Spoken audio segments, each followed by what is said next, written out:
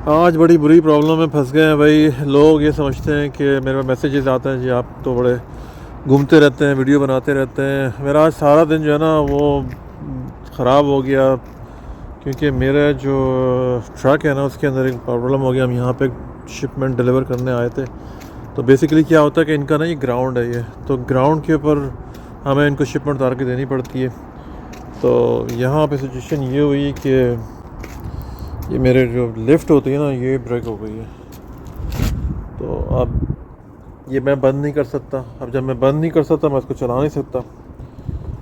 तो ये पार्ट ख़राब हो गया। अभी मैकेनिक को बुलाया है, अब देखें वो कितने बजे तक आता है। वो इसको लिफ्ट बोलते हैं ये। जब तक मैं इसको ये बंद नहीं कर सकता मैं इसको ड्राइव नहीं कर सकता अपना। ये सारा सामान जो है लोगों का रखा हुआ है, ये सब शिपमेंट है, अभी ये सब देनी है। ये भी नहीं दी अभी।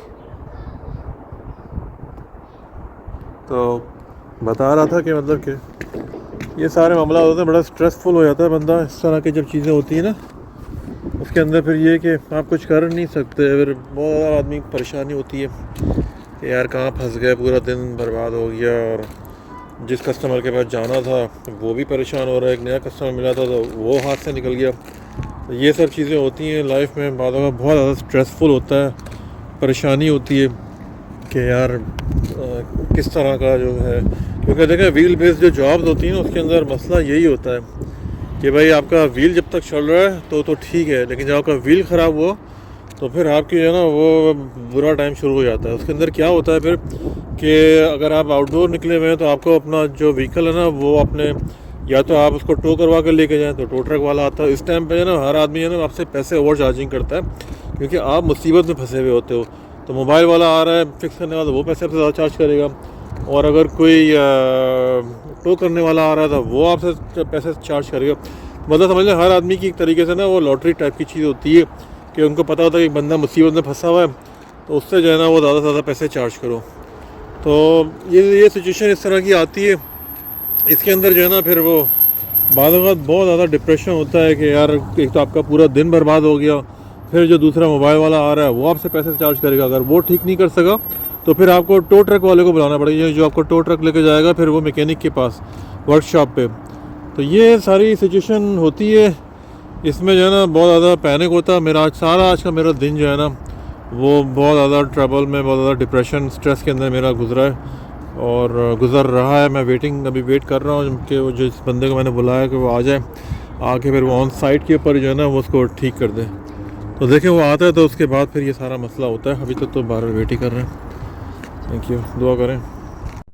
काफ़ी देर इंतज़ार करने के बाद मैकेनिक साहब की एंट्री जो है ना वो हो रही है। ये अपनी जो है इनकी एक मोबाइल वैन होती है जिसके अंदर सारा सामान होता है। तो ये काफ़ी बड़ी स्प्रिंटर वैन है और इसमें पूरा एक तरह का वर्कशॉप होता है, सारे टूल्स वगैरह होते हैं। ये सब चेन्स वगैरह लेकर आ रहे हैं क्योंकि ये लिफ्ट गेट का काम है। तो इसके अंदर जो है ना पुली और चेन्स टाइप की चीज़ें होती हैं जो कि हर मैकेनिक के पास नहीं होती, और ये हर मैकेनिक ये काम कर भी नहीं सकता है।